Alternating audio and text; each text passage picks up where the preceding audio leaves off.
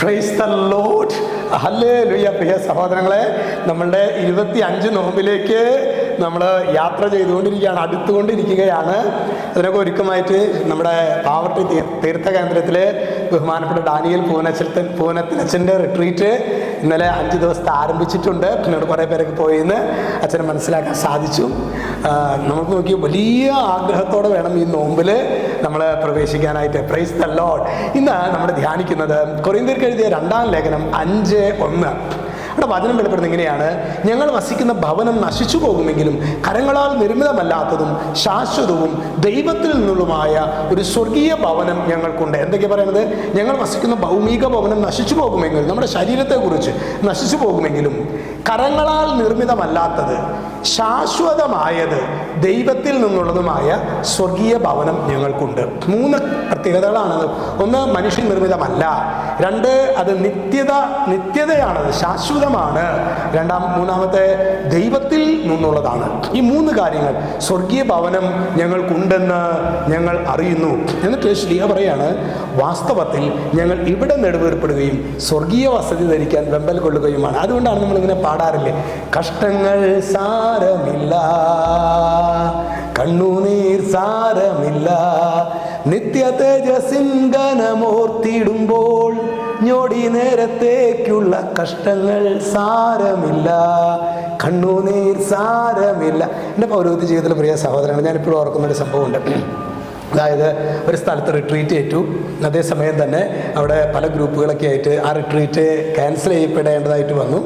അപ്പോൾ ശരിക്കും എൻ്റെ കൂടെയുള്ള ശുശ്രൂഷകർക്കൊക്കെ വലിയ പ്രയാസമായി. അവർ ചോദിച്ചു, എന്താ അല്ലേ അച്ഛാ, ഭയങ്കര വിഷമമായില്ല അവർക്ക്. അപ്പം അവരെന്നെ നോക്കിയിട്ട്, അച്ഛൻ എന്താ ഇത് വിഷമം അച്ഛനെ തോന്നാത്തത് എന്താ? അച്ഛൻ വളരെ ആനന്ദത്തോടു കൂടിയിട്ട് തന്നെയാണല്ലോ. ഞാൻ പറഞ്ഞു, അതായത് ദൈവം അനുവദിക്കാതെ നമ്മുടെ ജീവിതത്തിൽ ഒന്നും സംഭവിക്കില്ല. ദൈവം അനുവദിക്കാതെ നമ്മുടെ ജീവിതത്തിൽ ഒന്നും സംഭവിക്കില്ല.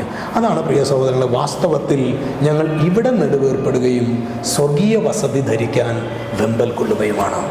നമ്മുടെ ജീവിതത്തിലെ പ്രിയ സഹോദരങ്ങളെ, നമ്മുടെ ജീവിതത്തിലെ കഷ്ടങ്ങളുണ്ടാകും, നെടുവീർപ്പുകളുണ്ടാകും, ഒറ്റപ്പെടുത്തലുണ്ടാകും, കുറ്റപ്പെടുത്തലുണ്ടാകും. ചിലപ്പോൾ അധികാരികൾ പോലും നമ്മളെ കൈവിടും. പക്ഷെ നമ്മൾ ഭഗ്നാശരാകരുത്. നിരാശയിലേക്കുള്ളൊരു വിളിയല്ല ഒരു ക്രിസ്തു ശിഷ്യൻ്റേത്. വലിയ പ്രതീക്ഷയോടും പ്രത്യാശയിലേക്കുള്ള ഒരു വിളിയാണ്. ഒരുപക്ഷെ നമ്മൾ വിശ്വസ്തരാകാൻ, യേശു ക്രിസ്തുവിനോട് വിശ്വസ്തരാകാൻ വിളിക്കപ്പെട്ടവരാണ്. എപ്പോഴും വിജയിയാവാൻ വിളിക്കപ്പെട്ടവരല്ല. ചിലപ്പോഴൊക്കെ നമ്മുടെ ജീവിതത്തിൽ പരാജയങ്ങളും നമ്മൾ ഒരുപാട് എഫേർട്ട് എടുക്കുന്നുണ്ടെങ്കിലും അതൊന്നും ചിലപ്പോൾ ഫലം കാണാതെ പോകുമ്പോൾ ശരിക്കും സ്വാഭാവികമായിട്ട് മാനുഷികമായിട്ടൊരു തളർച്ചയൊക്കെ ഉണ്ടാകും. ആ തളർച്ചയൊക്കെ അതിജീവിച്ച് നിത്യതയെ ലക്ഷ്യം വെച്ച് മുന്നോട്ട് പോകാനായിട്ടുള്ള ഒരു വിളിയാണ് ക്രൈസ്തവൻ്റെ വിളി. വിശുദ്ധ പൗലോസ്ലീഹായിലൂടെ ദൈവത്തിൻ്റെ പരിശുദ്ധാത്മാവ് പറയുന്നത്, നിങ്ങളെപ്പോഴും സന്തോഷിക്കുവിൻ, ഇടവിടാതെ പ്രാർത്ഥിക്കുവിൻ, എല്ലാ കാര്യത്തിലും നന്ദി പറയാൻ. 3 കാര്യങ്ങളാണ്. എപ്പോഴും സന്തോഷിക്കണം, ഇടപെടാതെ പ്രാർത്ഥിക്കണം. പ്രാർത്ഥനയിൽ നമ്മൾ അതായത് അതിൽ നമ്മുടെ സാഹചര്യങ്ങളെല്ലാം നമ്മൾ മാറ്റിക്കണം. സ്ട്രെയിറ്റ് വഴിയാണ് നമ്മുടെ ഇടപെടാതെ പ്രാർത്ഥിക്കണം. എല്ലാ കാര്യങ്ങളിലും ഈശോയ്ക്ക് നന്ദി പറയണം. Praise the Lord. ദൈവമേ, ഇന്ന് പ്രത്യേകിച്ച് ഞങ്ങൾ 25 നോമ്പിലേക്ക് ഞങ്ങൾ അടുത്തുകൊണ്ടിരിക്കുകയാണ്.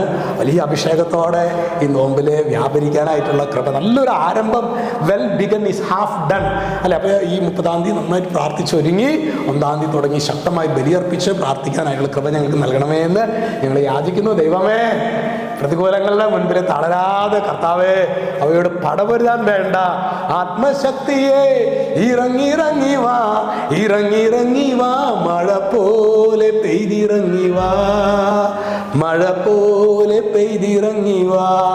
രക്ഷിതാവായ യേശു ക്രിസ്തുവിന്റെ നാമത്തിൽ ആശീർവദിക്കുന്നു, ഇപ്പോഴും എപ്പോഴും എന്നേക്കും. ആമേൻ.